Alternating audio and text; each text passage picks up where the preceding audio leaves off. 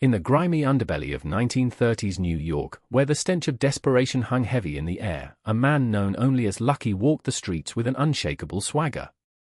Charles Lucky Luciano, born Salvatore Lucania, was a name whispered in smoke-filled rooms and echoed through the narrow alleyways of Little Italy. He was no ordinary gangster, he was a man who would change the face of organized crime forever. The year was 1931, and the city was a powder keg ready to explode. Prohibition had ended, but the thirst for power and money remained unquenched. Gangs fought for control, their turf wars spilling blood onto the sidewalks and painting the city red. It was into this chaos that Lucky stepped, a calm eye in the storm, ready to reshape the criminal underworld in his image. Lucky was a tall, imposing figure, his broad shoulders a testament to the power he wielded. His eyes, cold and calculating, missed nothing. He was a man who had risen from the slums, a man who knew the value of $1 and the price of loyalty. He had started as a small-time hood, running errands for the older, more established mobsters. But Lucky was different. He had ambition, and he had a plan. He walked down Mulberry Street, the heart of Little Italy, his tailored suit a stark contrast to the ragged clothes of the men around him. He was headed to the most notorious speakeasy in the city, a place called The Spot. It was here that the most powerful men in the underworld gathered to drink, to gamble, and to plot. Lucky was expected, and as he pushed open the heavy wooden door, the chatter inside died down, all eyes turning to him. The air was thick with smoke and the stench of cheap whiskey. Men sat at tables, their faces etched with lines of worry and fear. They knew why Lucky was there. They knew that the old ways were dying, and a new order was rising. Lucky walked to the bar, his eyes scanning the room, taking in every detail. He was not just a man, he was a force, a storm about to break. Behind the bar stood Frank the Dasher Costel, a man known for his quick temper and quicker trigger finger. He poured Lucky a drink, his hand steady despite the tension in the room. "You wanted to see me, Lucky?" he asked, his voice barely above a whisper.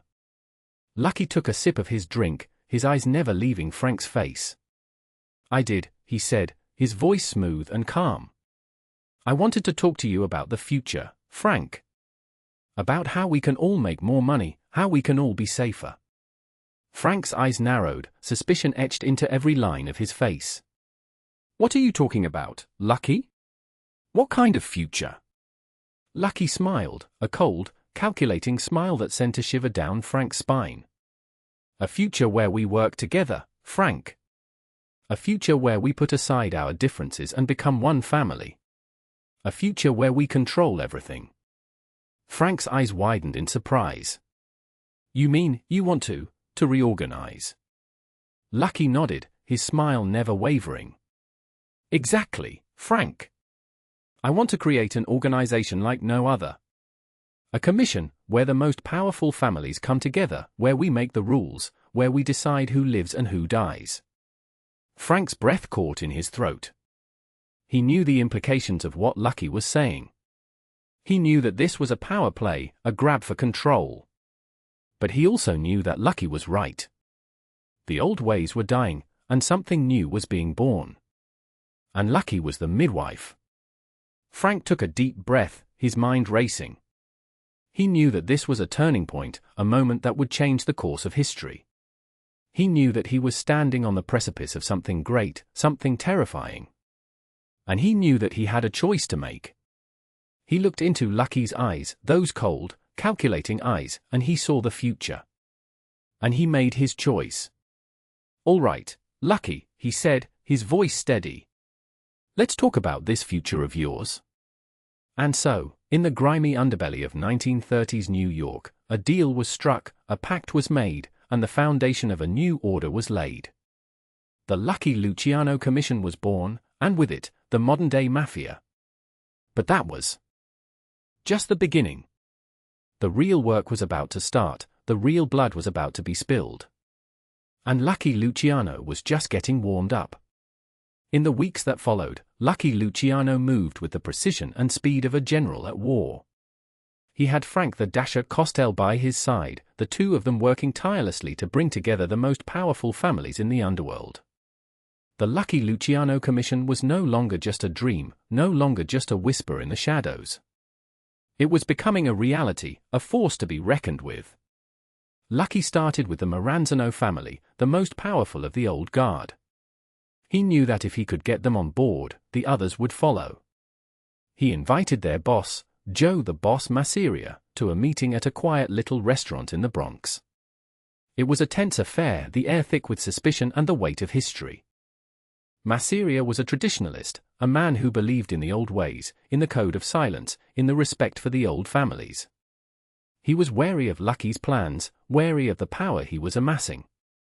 But Lucky was persuasive, his vision of a united front, a commission that would control every aspect of the underworld, too compelling to ignore. "Joe," Lucky said, his voice low and steady, "we're living in a new world, a world where the old rules don't apply. We need to adapt, to evolve. We need to come together, to stand as one." Mafia listened, his face impassive, his eyes never leaving Lucky's. When Lucky finished, he took a sip of his wine, his fingers drumming on the table. "And what about those who don't want to join, Lucky?" he asked. "What about those who refuse to bend to your will?" Lucky's smile was cold, his eyes hard. "Then they will be left behind, Joe. They will be left to wither and die in the old ways. And we will rise, stronger and more powerful than ever before." Mafia considered this, his mind racing. He knew that Lucky was right, that the world was changing, that the old ways were dying. And he knew that he had a choice to make. He could cling to the past, to the old ways, and watch as his power faded away. Or he could embrace the future, embrace Lucky's vision, and watch as his power grew. In the end, it was no choice at all. Mafia extended his hand, his fingers closing around Lucky's in a firm grip. "All right, Lucky," he said. "Let's build this future of yours." With the Maranzano family on board, the others quickly fell into line. The Luciano Commission was born, a council of the most powerful families in the underworld. They met in secret, their faces shrouded in the shadows of dimly lit rooms, their voices barely above a whisper. They made decisions that would shape the future, decisions that would determine who lived and who died. But not everyone was happy with the new order. Some saw it as a threat, a challenge to their power. Some saw it as a betrayal of the old ways, a betrayal of the code of silence. And some saw it as an opportunity to gain more power, more wealth, more control. One such man was Vincent the Chin Gigante, boss of the Profasi family. He was a cunning man, a man who played the long game, a man who saw the commission as a stepping stone to greater power. He began to make moves, subtle at first, but growing bolder with each passing day. He started to muscle in on Luciano territory, his men pushing into Luciano-controlled neighborhoods, his fingers reaching into Luciano-controlled businesses. Lucky was aware of Gigante's actions, aware of the challenge he posed. He knew that he had to act, had to put Gigante in his place, had to send a message to the rest of the underworld. But he also knew that he had to be careful, had to play this right. He couldn't afford to start a war, not now, not with the commission still in its infancy. So, Lucky did something unexpected. He invited Gigante to a meeting that was supposed to be a discussion, a negotiation. But Gigante had other plans. He came to the meeting with a gun in his pocket, a gun that he intended to use to take out Lucky, to take out the man who stood in his way. The meeting was held in a small, nondescript office on the Lower East Side. Lucky sat behind a desk, his face calm, his eyes steady. Gigante sat across from him, his fingers drumming on the arm of his chair, his mind racing. He was nervous, but he was also excited. He was about to make his move, about to take his place as the most powerful man in the underworld. But Lucky was not a man to be underestimated. He saw the tension in Gigante's body, saw the way his fingers twitched, the way his eyes darted around the room. He knew that something was wrong, knew that Gigante was planning something. "Vincent," Lucky said, his voice low and calm, "I want to talk to you about our future. About how we can work together, how we can make this commission work for both of us." Gigante's hand inched towards his pocket, his fingers closing around the handle of his gun. I'm listening, Lucky, he said, his voice steady despite the racing of his heart. But before he could make his move, before he could draw his gun, Lucky's voice cut through the air like a knife. I know what you're planning, Vincent. I know what you have in your pocket. And I want you to know that if you make a move, if you even think about drawing that gun, you will die. You will die here, in this room, and your body will never be found. Gigante's hand froze, his eyes widening in shock. He had underestimated Lucky, had underestimated his power, his cunning. He had thought that he had the upper hand, that he had the element of surprise. But he had been wrong. Dead wrong. Lucky leaned forward, his eyes hard, his voice like ice. You see, Vincent, I know everything. I know about your plans, about your ambitions. And I want you to know that I will not tolerate this kind of disrespect, this kind of challenge. You will either fall into line, Vincent, or you will fall by the wayside. The choice is yours. Gigante's hand fell away from his pocket, his body slumping back into his chair. He knew that he had been beaten, knew that he had been outmaneuvered. He knew that he had no choice but to back down, no choice but to fall into line. And so, with a heavy heart, he did. He agreed to join the commission, agreed to play by Lucky's rules. And in doing so, he sealed his own fate. For Lucky was a man who did not forget, a man who did not forgive. And he would not forget Gigante's betrayal, would not forgive his challenge. The commission continued to grow, to expand, to gain power. But the seeds of discord had been sown, the foundations of future conflict laid. For every action has a reaction, every decision a consequence. And Lucky's decision to spare Gigante, to let him live, would come back to haunt him, would come back to threaten everything that he had built. But that was a problem for another day. For now, the commission was strong, the underworld was united, and Lucky Luciano was the most powerful man in America.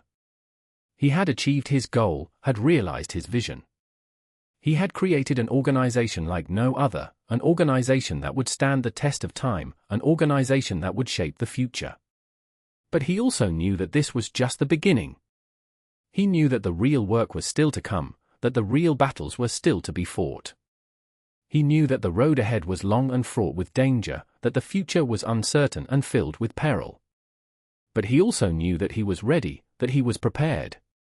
He was Lucky Luciano, the man who had risen from the streets, the man who had defied the odds, the man who had changed the course of history. And he was just getting started. The room was thick with tension, the air heavy with the weight of Lucky's words.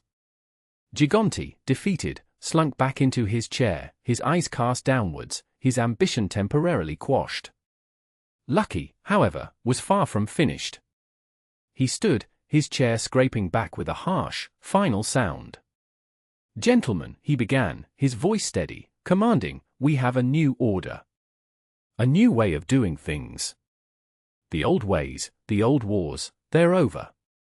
We are united now, under the commission. We are one family, one organization. And we will act as such. He paused, letting his words sink in, letting the magnitude of the moment settle over them. This was it, the culmination of years of work, of planning, of scheming. This was the moment that Lucky Luciano had been working towards, the moment that would change everything. And to ensure that this unity is maintained, that our power is protected, we will have rules. Rules that must be followed, rules that will be enforced. The first of these rules is simple: no one, and I mean no one, acts alone. Every decision, every action, must be approved by the commission. We are a democracy, of sorts, but make no mistake, I am the chairman. My word is final.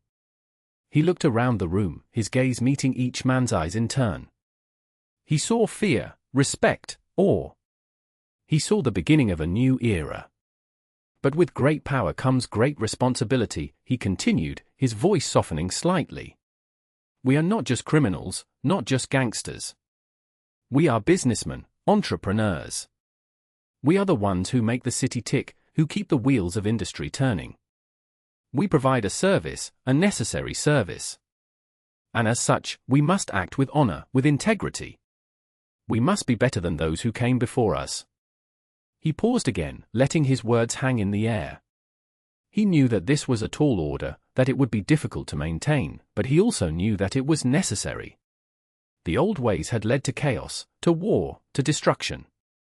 The new way would lead to peace, to prosperity, to power. And so, gentlemen, I propose a toast, he said, raising his glass. To the Commission. To unity. To a new beginning. To the future. The room echoed with the sound of glasses clinking. Of voices raised in agreement. The moment was bittersweet, a mix of triumph and trepidation. They were standing on the precipice of something new, something great, something terrifying. And there was no turning back. The following weeks and months were a whirlwind of activity. The Commission met regularly, discussing, debating, deciding. They established rules, set up systems, created a structure that would stand the test of time. They expanded their reach, their influence, their power. They became, in every sense of the word, untouchable. But with power came enemies, and the Commission had no shortage of them. The police, the government, the public, they all watched, they all waited, they all hoped for a chink in the Commission's armor. But they would find none. For Lucky had built something strong, something resilient, something unbreakable. Years passed, and the Commission grew stronger, its influence spreading like a virus. It became a part of the city, a part of the country, a part of the world. It became a force to be reckoned with, a power to be feared. And at the head of it all was Lucky Luciano, the man who had started it all, the man who had changed everything. But even as he sat in his office, looking out over the city that he had helped to shape, he knew that this was not the end. He knew that there would always be challenges, always be threats, always be battles to be fought. But he also knew that he was ready, that he was prepared. He was Lucky Luciano, the man who had risen from the streets, the man who had defied the odds, the man who had changed the course of history. And he was just getting started. But as he sat there, a thought struck him, a question that had been lingering in the back of his mind for years. A question that he had never been able to answer, a question that he didn't know if he ever would. What would have happened if he had never met Maya Lansky? If he had never formed the Commission? If he had never taken that first step on this path, this road to power, to influence, to immortality? Would the world be a different place? Would he be a different man? Would he even be alive? He shook his head, pushing the thought away. There was no use dwelling on the past, on the road not taken. The only thing that mattered was the road ahead, the path that lay before him. And he knew, with a certainty that was both comforting and terrifying, that the road ahead was long, that the path was uncertain, that the future was unwritten.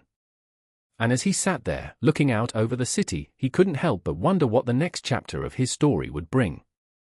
What challenges would he face? What battles would he fight? What would the future hold? But for now, he was content to simply be, to simply exist in this moment, in this place, in this time. For he knew that whatever the future held, whatever challenges lay ahead, he was ready. He was Lucky Luciano, and he was just getting started.